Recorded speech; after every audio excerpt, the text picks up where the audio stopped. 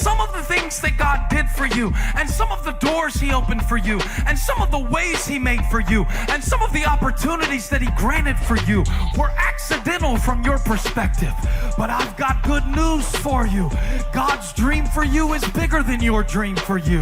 Just because it doesn't look shiny when you see it doesn't mean it isn't real. God said you've got the right dream. You just need to see it differently. The fact of the matter is that some of us are standing in the middle of our dream, but we can't see it because it feels different than we thought it would when we first saw it. And I believe in dreams. I had a dream about you. I dreamed that you would be here in this church, and God did that. But it's a lot different than I thought it would be, because y'all are different. And it's different. Y'all are different. You're different than the person 3 seats down for you. And you grew up in Vacation Bible School, and they're thinking like Joseph wasn't that Jesus' dad? And they're like this, and I'm trying to preach to all these different people. It's just different. It's different. Because you picture like, yeah, Joseph had a dream. Have you got a dream? Everybody had a dream. You had a dream.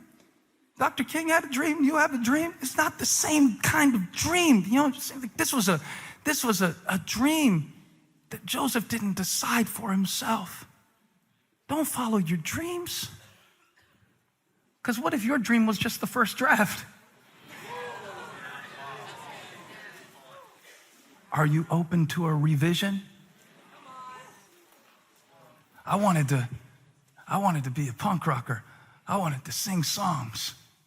But I didn't know God was going to let me write songs and pastor a church that churches around the world would sing as an expression or as an anthem of faith. It wasn't my dream, but God took that desire and he gave me the dream, and I don't have to be the one singing the song. I just want to be a part of it.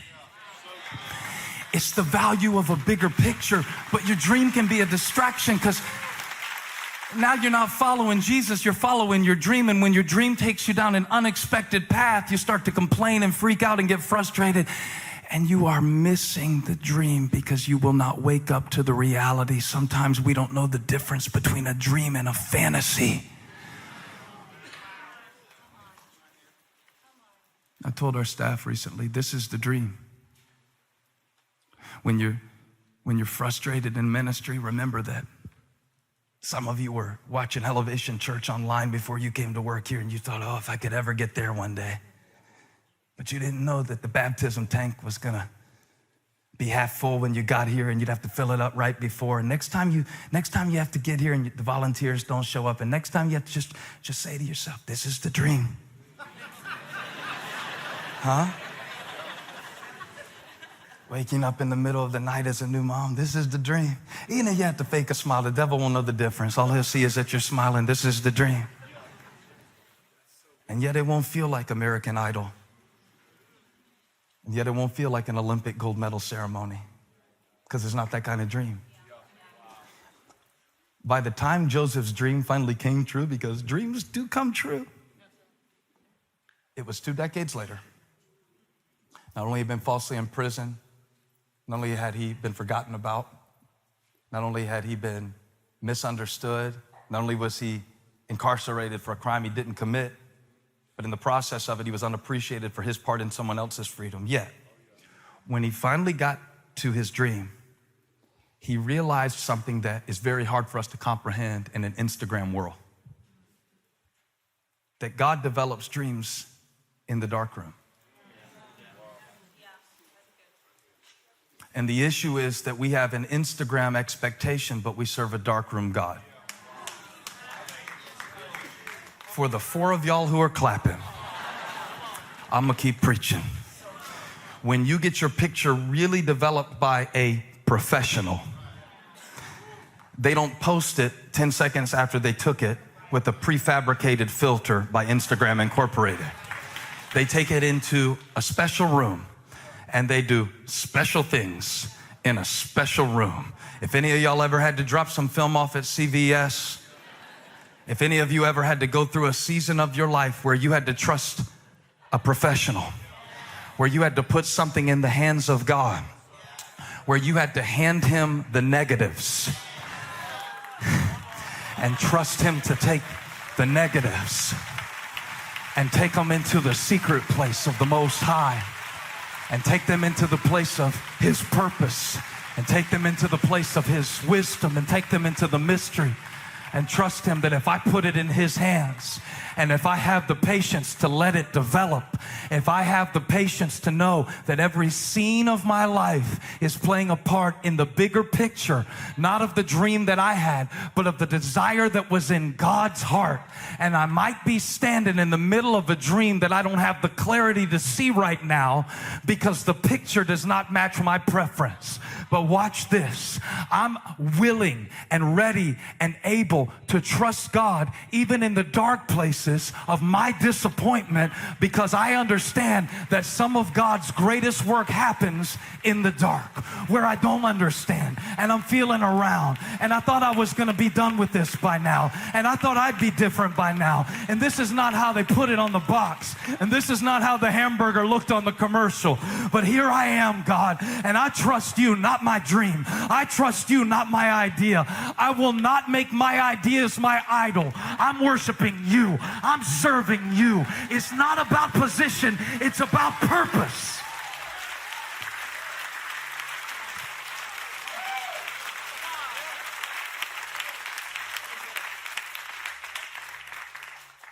So when he finally had his dream come true, it was not in the form of shiny stars.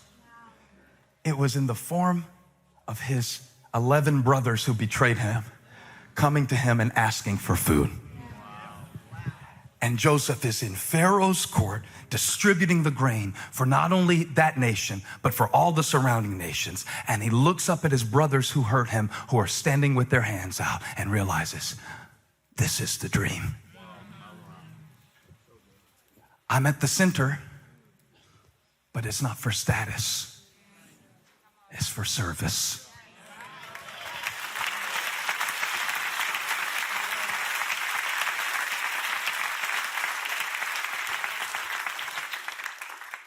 Has God been trying to get you to see that in your own life lately? We attach ourselves to a version of a dream that may not have even come from God to begin with. And what if the greatest thing God is going to do through your life is what he is going to allow you to contribute to somebody else's? Are you open to that dream? When the angel came to Mary, he said, you're going to have a baby. When the angel came to Joseph in a dream, he said, you're going to help her. What if the dream God has for me isn't even about me? It's the danger of a dream to start thinking like, this is what my kids are going to grow up and do. Okay?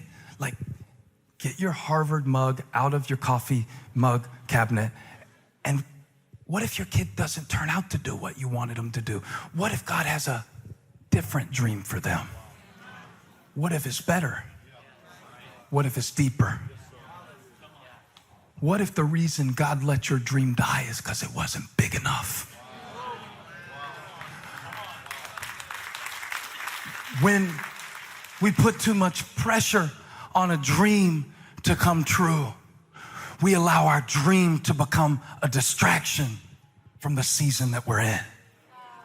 And I preach this way because if Joseph had gone around looking for stars for his dream, reach for the stars, but it wasn't in the form of a star that the dream came. It was in the form of his brothers. It was in the form of his responsibility. It was in the form of a duty.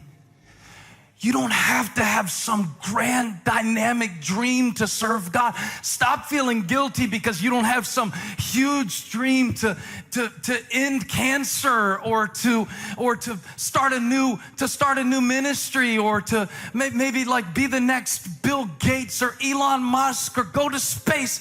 Maybe you don't have the talent for that. You don't have to have a huge dream, but you do need to serve a purpose in this season.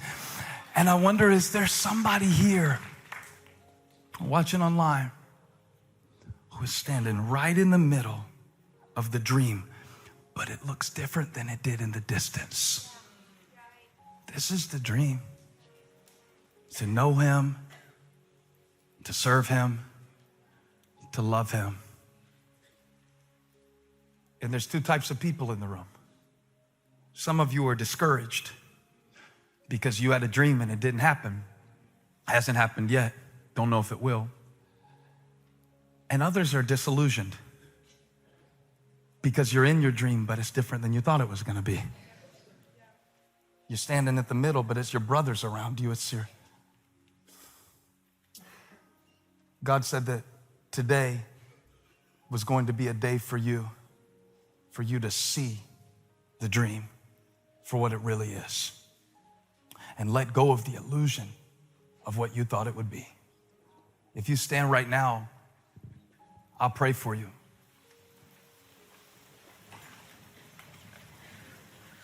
You could put your notebook down. I'm done teaching.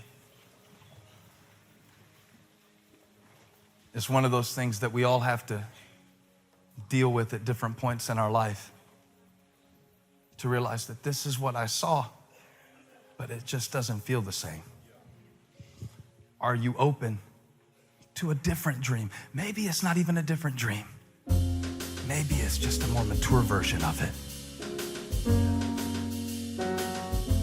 The disciples had a dream for Jesus. You know, he's gonna restore the kingdom of Israel. When they saw him hanging on the cross, they didn't know what to do with that. That wasn't the way they saw liberation, but that's the way he did it. And it is in the process of doing it, and it is in the process of accepting it, that greater faith is born. Hey, thank you for watching. Make sure you subscribe to this channel so you don't miss a single video or live stream, and share this video with a friend. And don't forget, you can join me live every Sunday. Thanks again for watching.